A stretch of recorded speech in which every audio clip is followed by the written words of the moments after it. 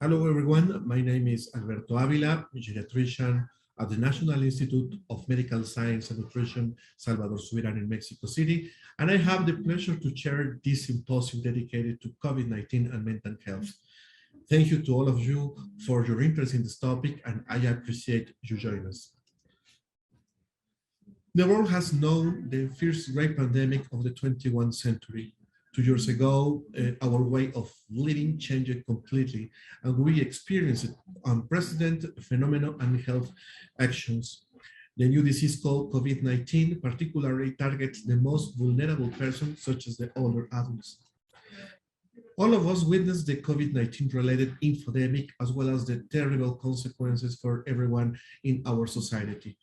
Controlling the spread of COVID-19 triggered many public health measures that include social isolation. Before the COVID-19 pandemic, it was already known that social isolation measures are associated with a set of adverse health-related problems, including mental health. Therefore, it was potentially expected that in an already vulnerable population, some of the mental health complications associated to social isolation could increase because the adoption of lockdown periods to limit the spread of SARS-CoV-2 as the World Health Organization warned at the beginning of the pandemic. In this sense, older adults are not only in higher risk for increased mortality from COVID-19, but also are vulnerable for adverse mental health effects, such as development of depressive symptoms of cognitive decline. Recently, multiple projects have been conducted in order to study the impact of the diverse lockdown periods may have had on older adults' mental health. Results coming from the early months of the pandemic and the first lockdown periods have been very heterogeneous, either because they did not observe changes in mental health during that period, or because they reported a worsening of mental health problems. Since the future of the pandemic is still uncertain, it is pertinent to continue studying the possible association between isolation and its negative mental health related consequences. The symposium wants to present some examples of the mental health problems caused by the COVID-19 pandemic, particularly in Mexico and France. While there is a growing body of information on the consequences for mental health in high-income countries, little information from developing countries is available concerning the potential effect that the first lockdown period may have had on older adults' mental health.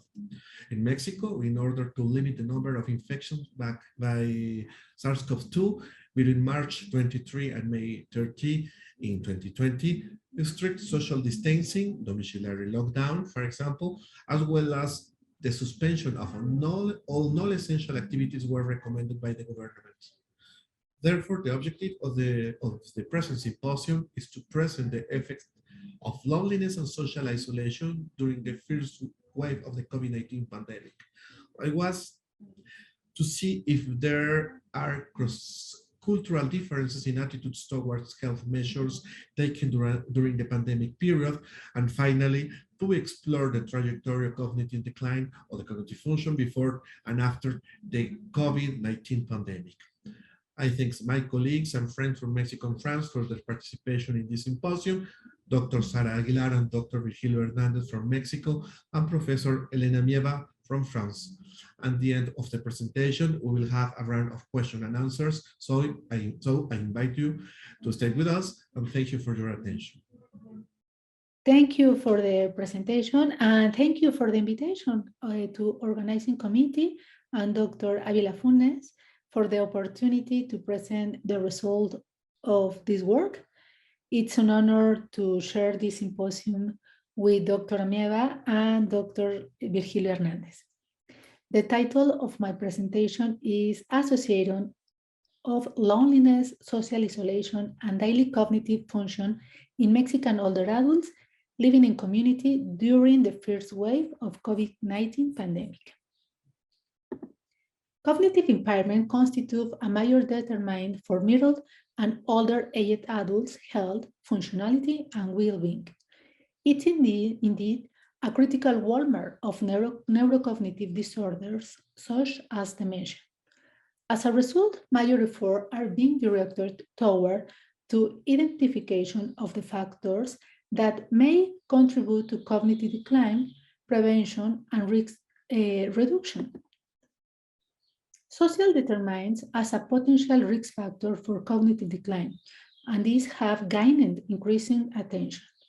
Loneliness and social isolation are associated with increased morbidity and mortality. Deeper understanding of neurobiological mechanisms underlying is needed to identify potential intervention targets. The COVID-19 pandemic is associated with several short and long-term negative impacts of the well-being of older adults. Physical distancing recommendations to reduce transmission of the SARS-CoV-2 virus increase the risks of social isolation and loneliness, which are associated with negative outcomes, including anxiety, depression, cognitive decline, and mortality. Our objective was to understand the influence of loneliness and social isolation and in daily cognitive function in a sample of Mexican older adults living in the community during the first wave of COVID-19 pandemic lockdown and assess characteristics associated with loneliness. This cross-sectional study derived from the cohort the impact of COVID-19 on well-being, cognition, and discrimination among older adults in USA and Latin America. 14 countries participate, Mexico participate too. For this study specific, we include participants who reside in Mexico during the first 6 months of lockdown, March to August 2020, those who complete the survey online, which was conducted in Spanish. All participants gave their consent online, be included, and this study was approved by the Institutional Ethics Research Committee, the Instituto Nacional de Ciencias Médicas y Nutrición Salvador Subirán. Our variables: daily cognitive function by everyday cognition scale ECO was measured. Other questionnaires, for example, the 7 memory questionnaire about the subject memory complaint, social isolation, loneliness, and sociodemographic and clinical variables were included: sex, age, marital status, years of education, working status, self-perception of health, drugs, and comorbidity. The John Gerber Loneliness Scale measures emotional and social loneliness by 3 items each, which a total of 6 items for general loneliness. Participants select an answer from the 4 options, which are yes, more or less, no, or no answer. Social isolation by the Epidemic Pandemic Impact Inventory, EPI, is a questionnaire developed and designed to assess the personal impact of coronavirus pandemic in various domains of personal and family life. The 7 memory questionnaire was being validated to assess cognitive change in older people. An answer consists of yes or no according to the subject memory complaint. To determine the association between loneliness, social isolation, and subject memory complaint with ECO, the participants were categorized using a cutoff point of 1.31 below by ECO, indicate normal cognition. And finally, we use multivariate linear regression adjusted for potential confounding variables to determine the association. Our results: 308 participants were included. 75 were women with a mean age of 65 years old. 8.4% report COVID-19 symptoms. Most subjects were married, civil union near 50%. Those who live alone were distributed with the following groups: single, widowed, and divorced or living alone. The average years of education was 15. In terms of occupation, most participants were retired, followed economical active people, and finally, housewives.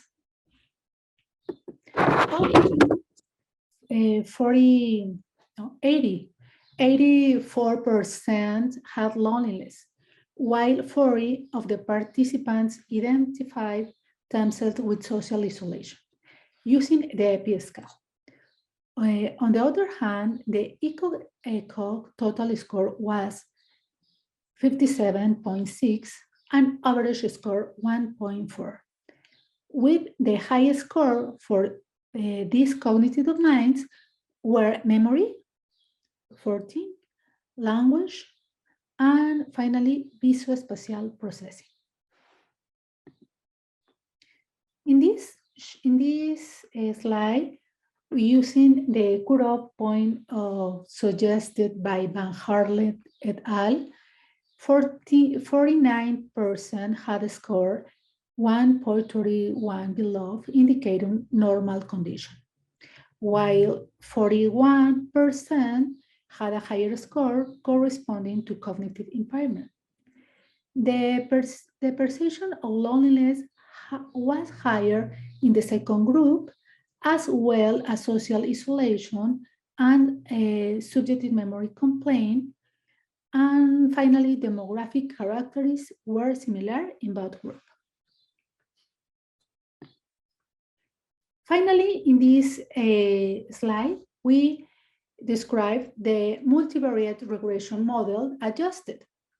We show a negative and statistical significant association with loneliness and social isolation with ECOG, while subject memory complaint had positive association with ECOG. This model explains the 15% of the variability of the ECOG score. Our conclusions.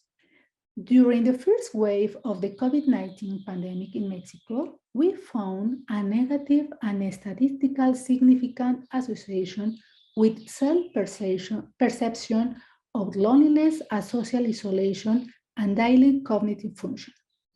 Loneliness and social isolation have impairment in daily cognition function, which strongly suggests the need to increase vigilance of those identified with this condition resulting from the deleterious effect on cognition. Finally, the SARS-CoV-2 pandemic brought multiple challenges, but also valuably lessons for the clinicals. Regarding cognition, it was possible to recognize latent but forgotten risk factors, loneliness and social isolation. A better understanding of this phenomenon will allow to the development and adaptation of evidence-based intervention to address and prevent its impact on cognitive decline. That's all, and thanks for your attention. Thank you very much for the invitation to this symposium. I'm really happy to present this work on behalf of the laboratory in France at Bordeaux and Mexico City, Mexico. I have no potential conflict of interest to report for this presentation. So, as we all know by now, the older adults represent a group disproportionately affected by the pandemic and some of the measures taken against it, like the different lockdown periods, not only to direct disease-related outcomes, but also to the potential psychological and mental health-related outcomes. However, and maybe paradoxically, the available literature from the first months of the pandemic may draw a mitigated picture of the psychosocial effects of the initial lockdown period in older adults.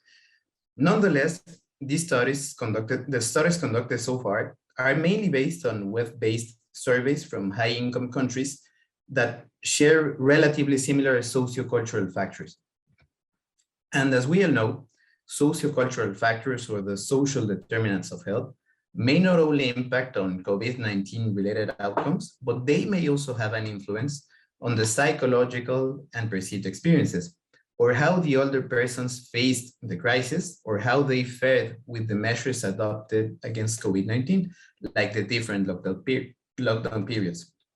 So, by comparing the initial results of two surveys with a similar design, they shared the same questionnaire, and they were aimed at communitarian older adults and were conducted in parallel at Bordeaux in France and Mexico City, Mexico.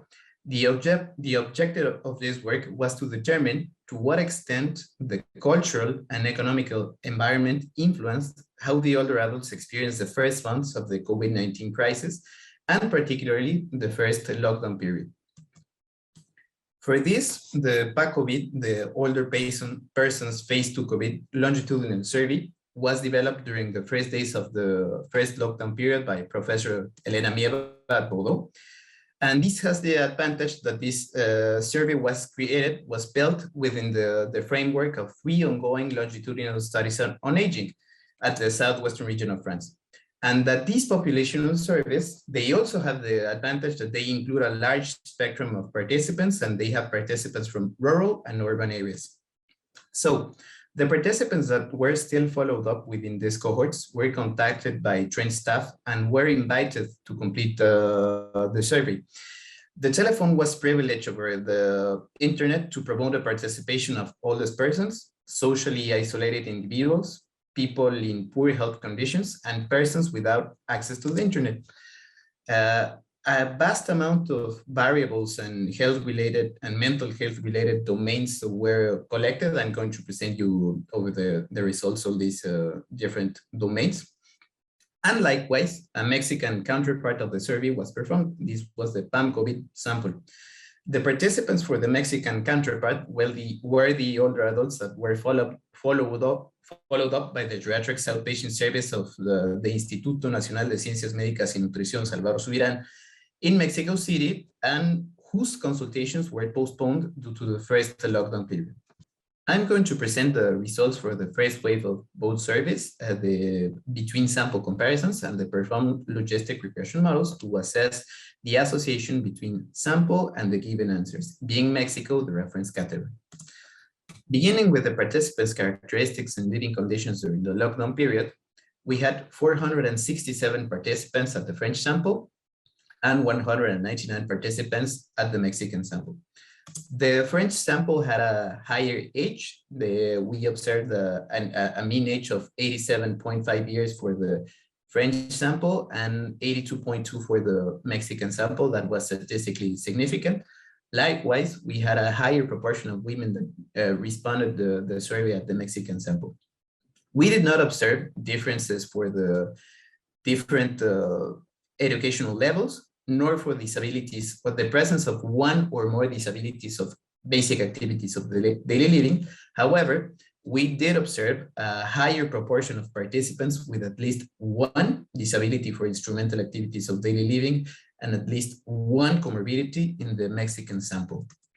Continuing with the characteristics and living conditions, despite a statistical significant difference, the majority of participants from both samples stayed at their home during the initial lockdown period.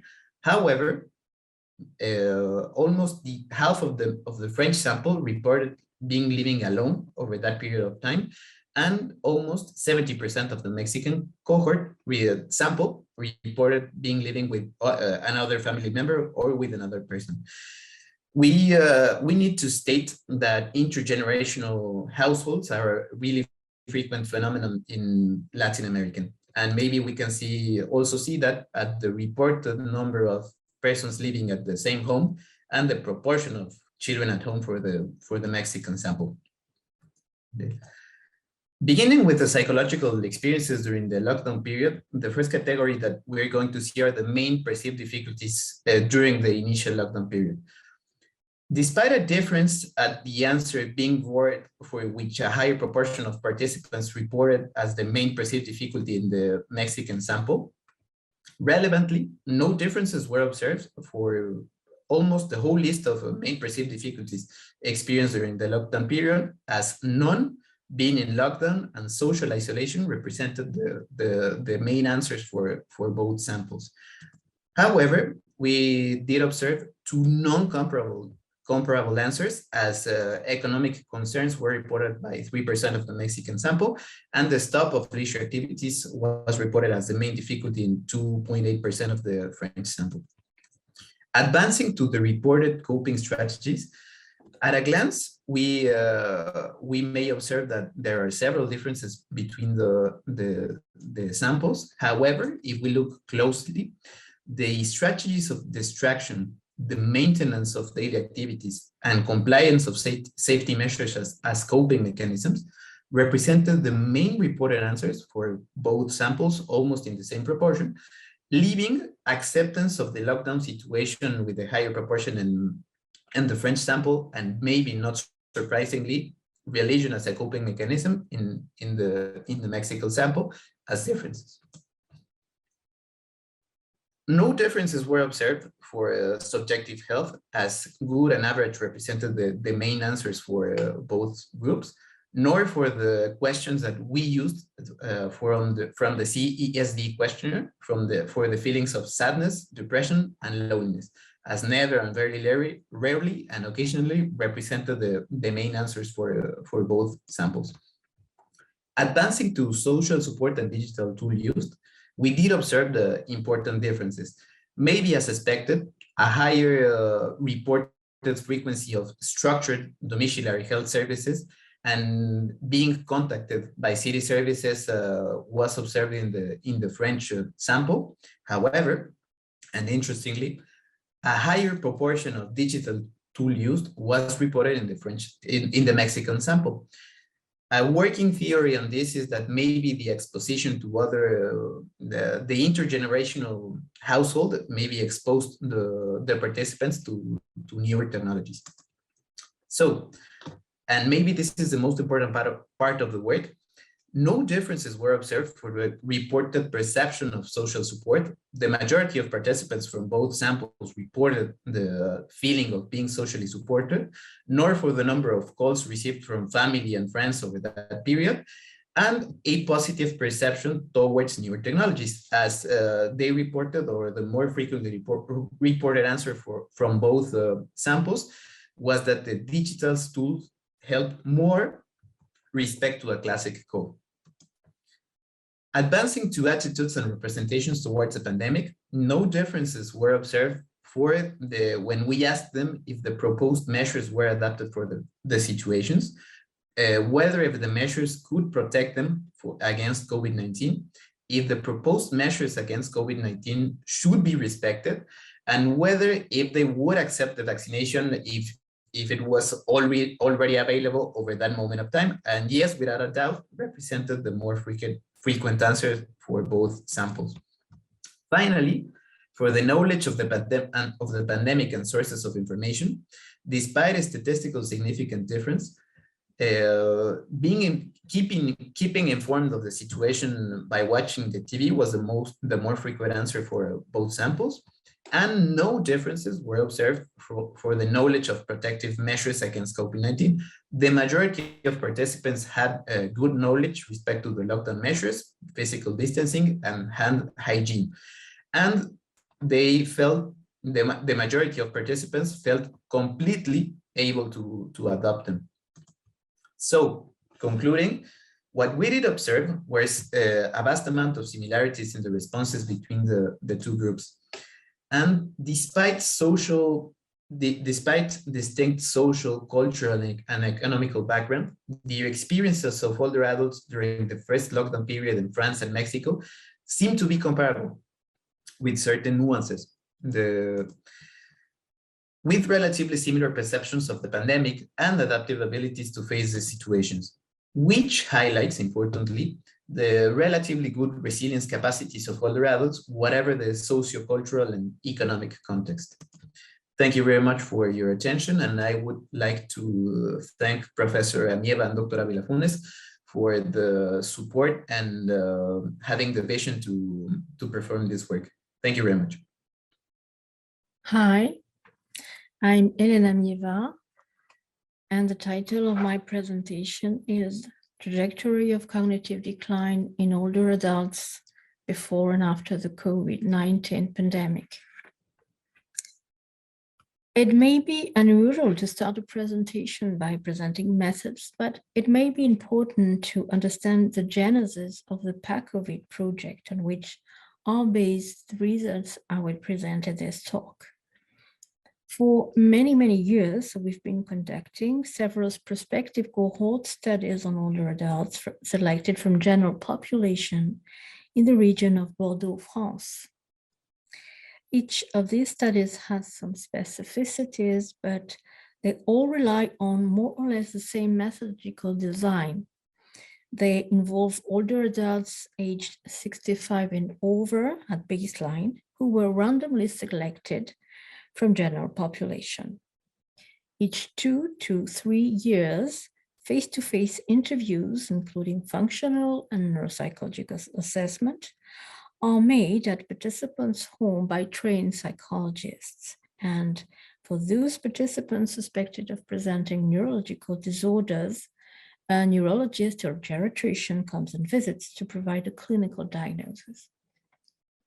Several years and even decades after the baseline, these participants are, of course, far fewer than they were at baseline, and those still alive are now 85 and over. When the COVID pandemic started, and more particularly when the first national lockdown has been decided by French authorities, our research team rapidly decided to set up a phone survey in order to figure out how older adults were dealing with this particular and stressful situation.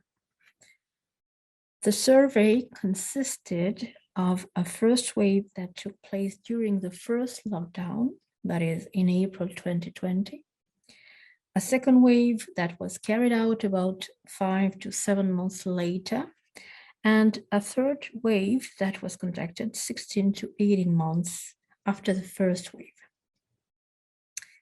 The interview was conducted by phone by trained psychologists and explored the living conditions, coping strategies, anxiety and depressive symptoms, health status, functional status, social support, digital tools use, knowledge about the COVID-19, and knowledge about the recommendations and policy measures taken in response to the pandemic.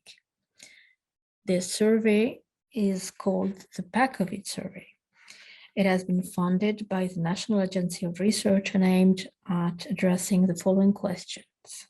First, what are the attitudes, the psychological and social experiences of the older persons with regard to the COVID pandemic and the lockdown measures?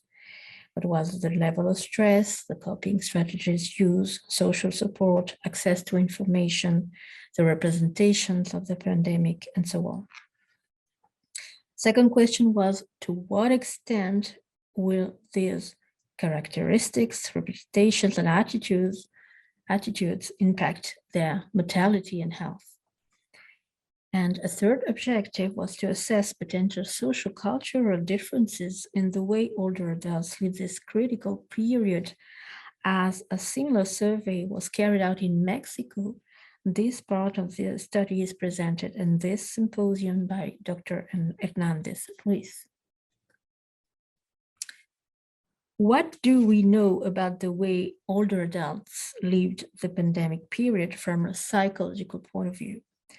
Actually, several studies, most of them web-based surveys conducted during the pandemic, suggest that older adults exhibited less anxiety and depression symptoms than adults in younger ages.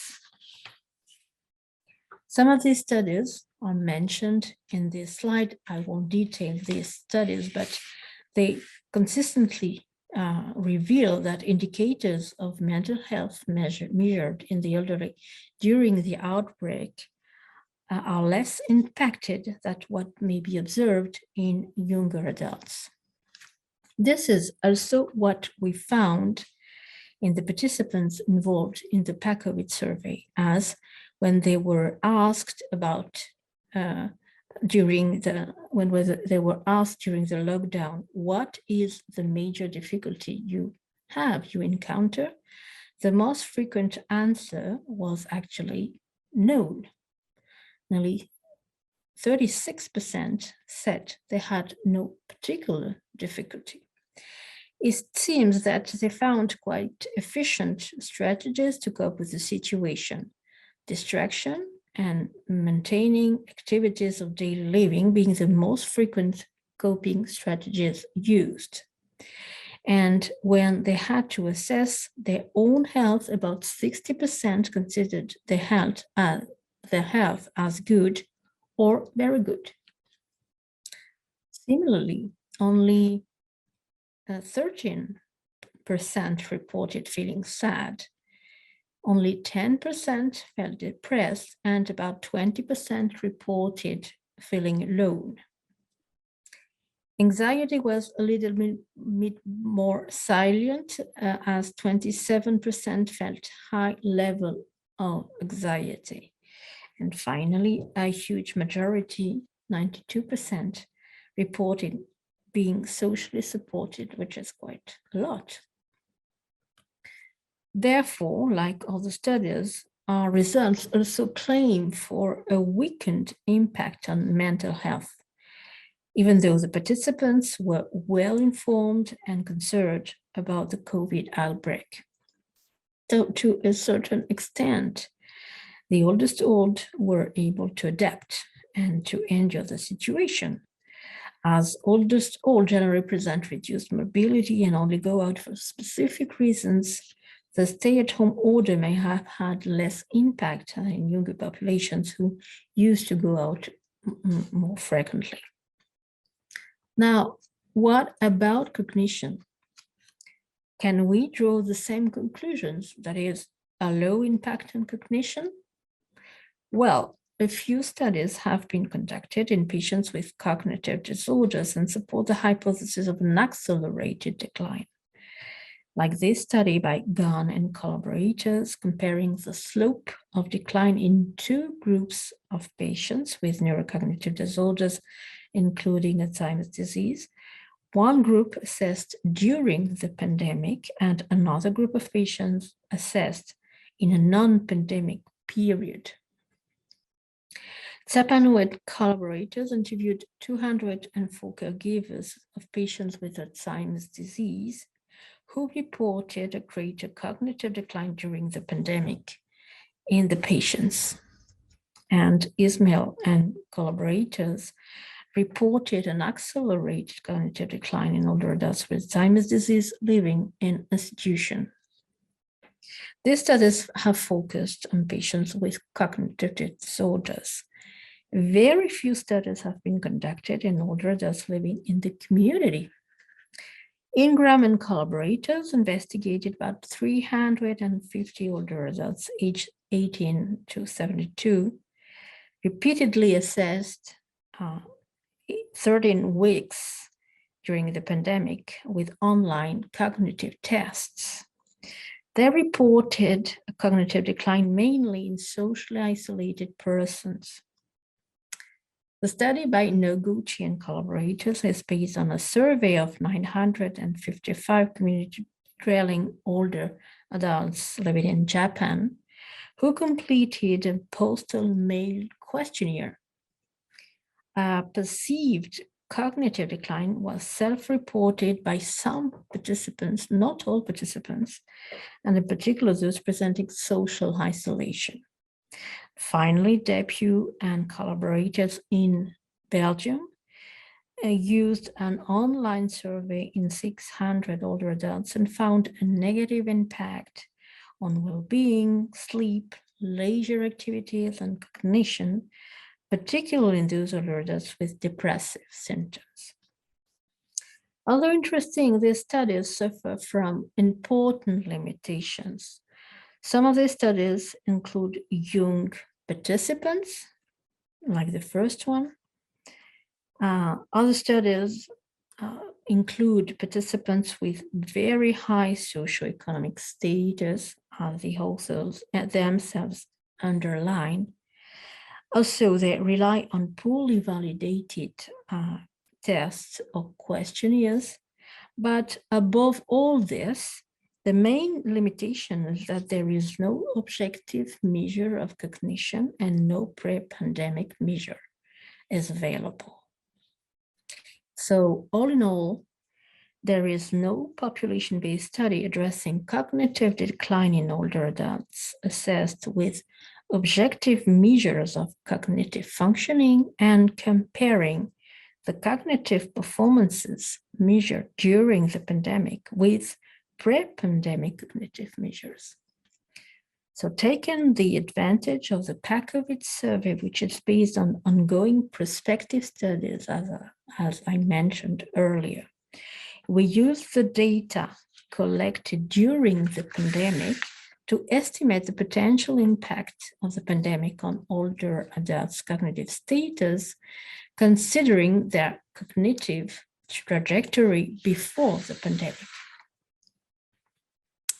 If you remember, the Pakovich survey consists of 3 successive waves and relies on a phone interview. Cognitive tests designed and validated for phone administration are not that many. The TICS telephone interview for cognitive status is one of these tests. At the second and third waves, the TICS has been proposed to participants. For this study, the present study, I'll only present the results obtained during the second wave of the survey, as we are currently analyzing the data of the third wave.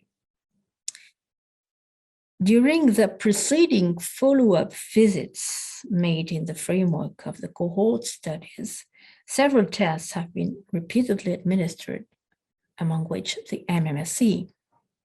As you may guess, the TICS was not part of the test proposed since the visits were completed at participants' home. However, the MMSE and the TICS share common characteristics. First, both tests were designed to provide a global measure of cognitive status. And still more interestingly, 11 items are exactly the same in the 2 tests.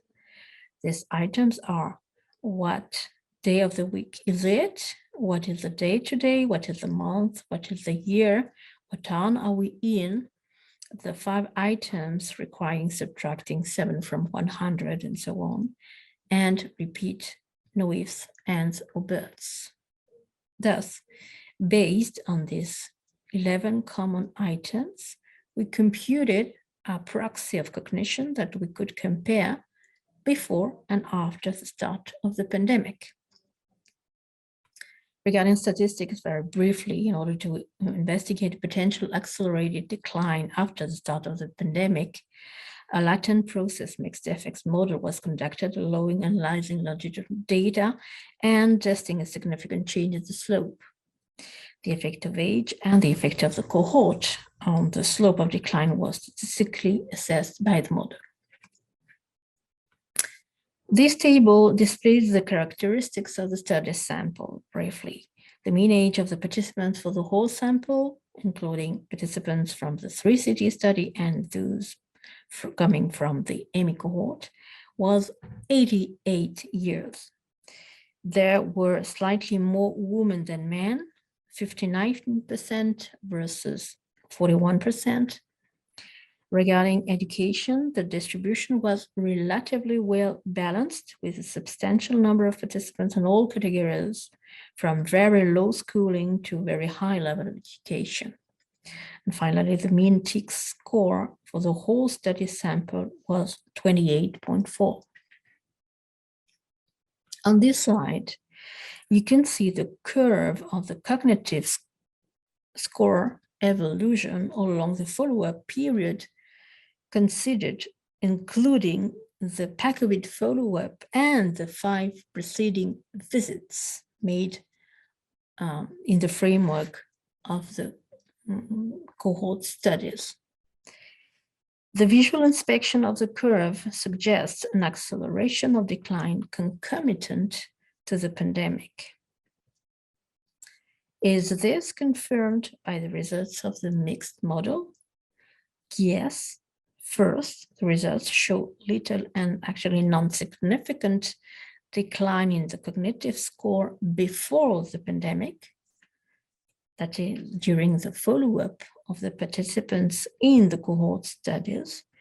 But when considering the pandemic time within the follow-up, a negative and significant interaction is found, which means that after the start of the pandemic, the decline is significantly greater.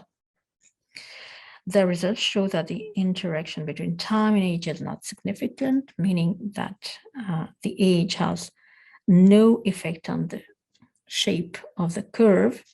The model also assessed the potential effect of the cohort, and it was important to ensure that the results observed were not specific to one of the cohort studies, but are similar in the two populations. Now, it may be seen, the interaction between time and cohort is not significant, which means that the cohort has no effect on the shape of the curve. So, to summarize, we examined the cognitive change of older adults due to the COVID outbreak in a sample of French older persons living in the community. Compared to the slow and non-significant decline of the cognitive score all along the almost 15 years preceding the pandemic, we found that the rate of decline about 5 to 6 months after the start of the pandemic is far greater, with a highly significant change in the slope of decline. This finding is consistent with what could be extrapolated from the various core studies available that I mentioned earlier in this presentation. However, this is the first study that reports such a finding based on a design allowing comparing the trajectory of decline before and after the pandemic. With the current pandemic, individuals underwent lifestyle changes that disrupted the social functioning and daily routines that are essential to promote mental health in older adults. Such abrupt changes in daily and social activities which persisted over time may have negatively impacted cognitive functioning and are potentially harmful for future cognitive decline. Now the question is this cognitive decline just temporary in reaction to the crisis? Or will the evolution be reversed in the next months or years? Or will it continue to worsen with the pandemic, which is not completely over? This is an issue with obvious public health and clinical implications. The currently ongoing follow-up of the PACOVID survey may provide some clues, hopefully, but more generally, the COVID research in older adults needs to pay a very special attention to cognitive outcomes. This is our research team in Bordeaux, and here are listed some articles from the PACOVID survey that have been already published. Thank you for your attention.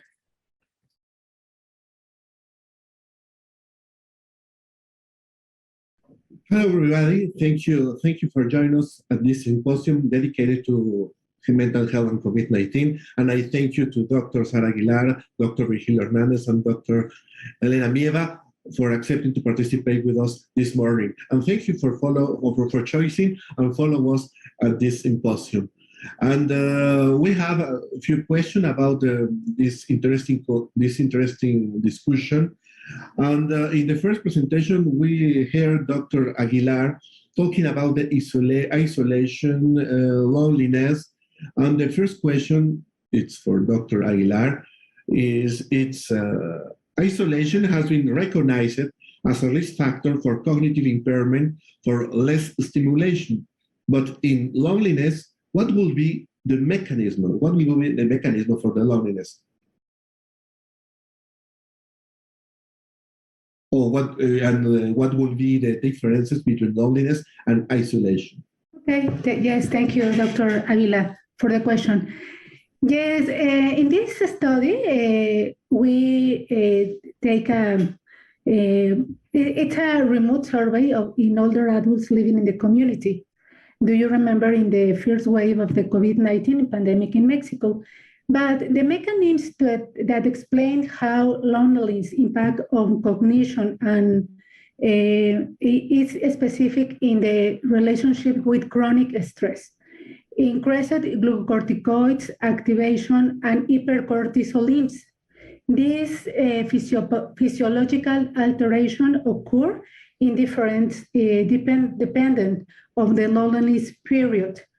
If you have a transient loneliness, can active, for example, the hypothalamic pituitary adrenal axis to negatively regulate inflammatory response, while if persistent loneliness is associated with increased production of pro-inflammatory cytokines, such as tumor necrosis factor alpha, interleukin-1 beta, interleukin-6, among others.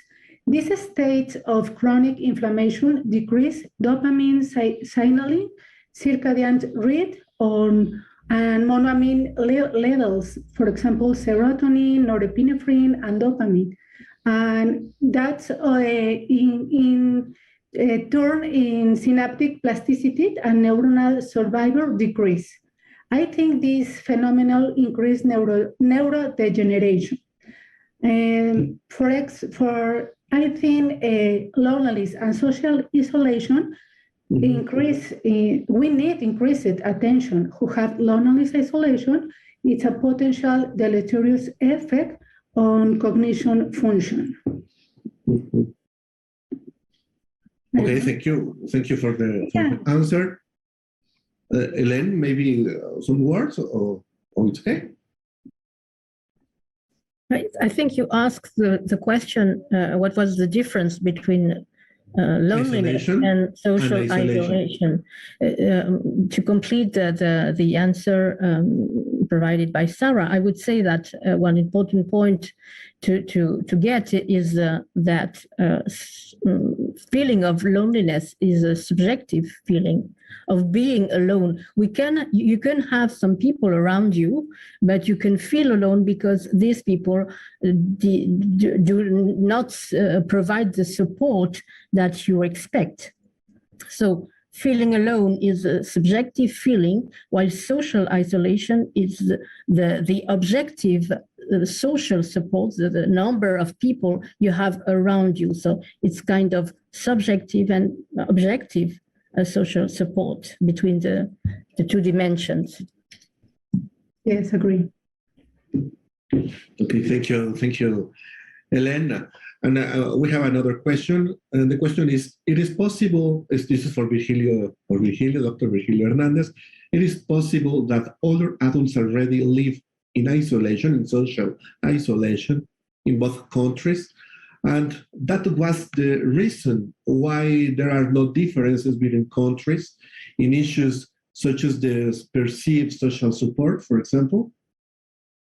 Thank you very much, Dr. Avila Funes, for the question. That's a really interesting question. The result was a low feeling of a majoritarian proportion of participants saying that they felt socially supported. That was the outcome. Both samples arrived by different means to that same conclusion. The participants from the French sample had that outcome because the people that were around them contact more frequently. The people that were around them adopted different postures, like performing their groceries. They helped them with their medicament, with their treatments, and they helped them with the pharmacy. So they had different mechanisms to compensate the differences precisely between the two countries by different mechanisms or adapting by different mechanisms. Maybe they arrived at the same outcome, which was a feeling of social support. Okay.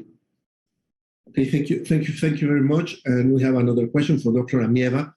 And the finding of cognitive decline is remarkable.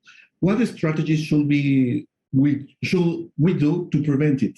How to identify the vulnerable people for this? Well, thank you for this question. I'm not sure I will provide the right answer.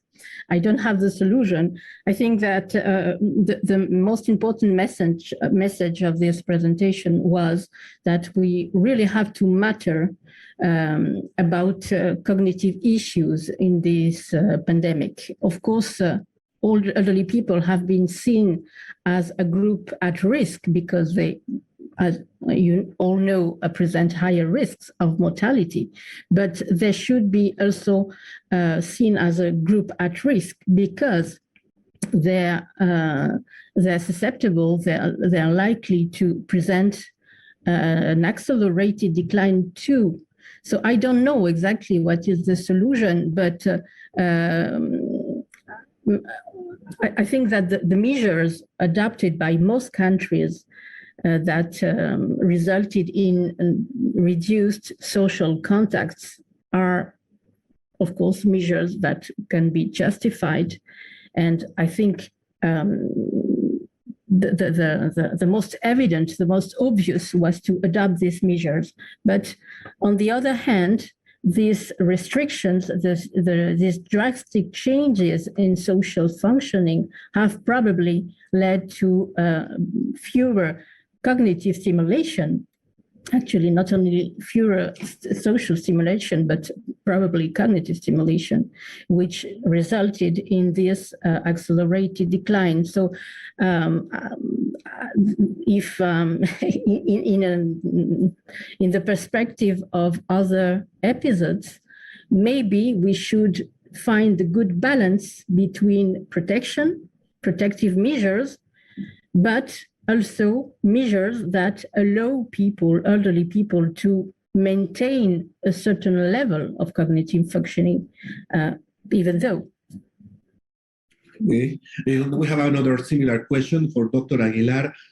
Dr. Aguilar, what strategies could we have applied during the pandemic to prevent loneliness and social isolation and its outcomes in cognitive decline? Okay. Yes, it's a difficult response because I think there are many factors around the isolation or around the loneliness. Another aspect is comorbidities. In our experience, many patients to loss to continuous medical attention, and maybe that factor increase the cognitive decline. And of course, the cognitive stimulation by socialization or maybe about the I'll leave maintenance functional activities is very important. Maybe do exercise, do take medications, and of course the regulates to medical situation. I think it is the same, but we show like studies of Elena Mieva in the memory clinic. We look a decline in our person with MCI or with dementia. It's an interest phenomenon, and maybe we increase the aspect, socio-demographic aspect for the decline, cognitive decline. Thank you. Okay, and we have another question for Dr. Hernandez. So Dr. Hernandez, didn't you measure health literacy in the participants? Do you think it will impact knowledge on preventive measures? Yes, that's maybe I can use some help from Professor Amieva, but we did not directly evaluate health literacy on the participants for none of the samples the French sample nor for the Mexican sample. I do believe equally as the person that made a question that health literacy may play a direct role precisely for knowledge about the protective measures.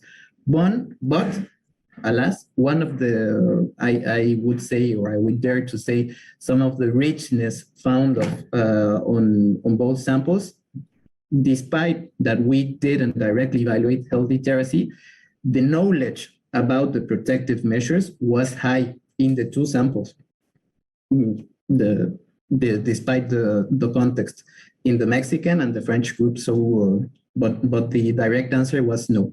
No, we didn't evaluate it, and yes, it would play on the outcome. I don't know if Professor Amieva would have something to say. No, I think you provided the correct answer. I do agree health literacy would have been an interesting variable to measure, but what we found is that, as you said, Virgilio, that we found that the knowledge about the pandemic, the measures adopted in response to the pandemic was very, very good in both samples. So actually, even though there is a potential difference between health literacy, it may not explain why there isn't a difference, because there is no difference actually in the way participants were aware of the pandemic and the health sanitary context. Okay, and we have now 2 minutes. And for the results, and for your results, do you think that this is a new isolation or social isolation, or is it a cumulative problem?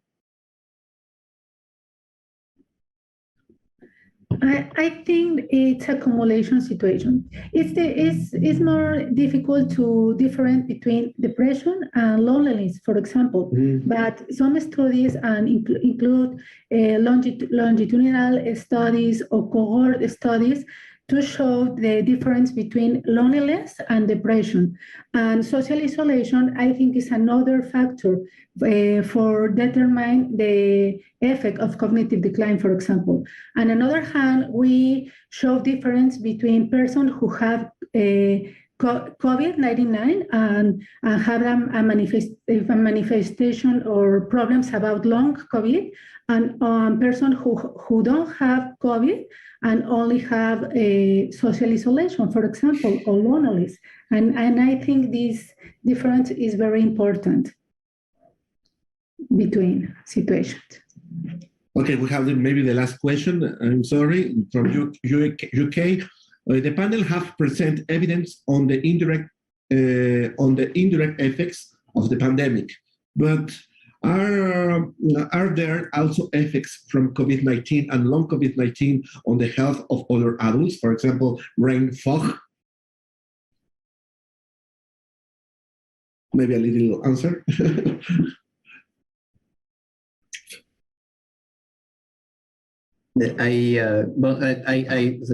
Dr. Aguilar wants to. Okay, come on, please. For our results, for the first results were during the pandemic. So, and the second results that Dr. Amieva presented were during precisely the description of long COVID. I think that to answer that question directly about the long COVID or brain fog after COVID, the studies need to include the variables directly posed to evaluate long COVID. Okay, well, the time is over. Thank you very much, Dr. Amieva, Dr. Aguilar, Dr. Hernandez, for your participation, for accepting to be with us and to share your experience in this Congress, World Congress of the International Association of Gerontology and Geriatrics 2022, and I'll see you later. And thank you all of you for joining us and follow us. Thank you. And you remain for the question after. Thank you very much. Thank you.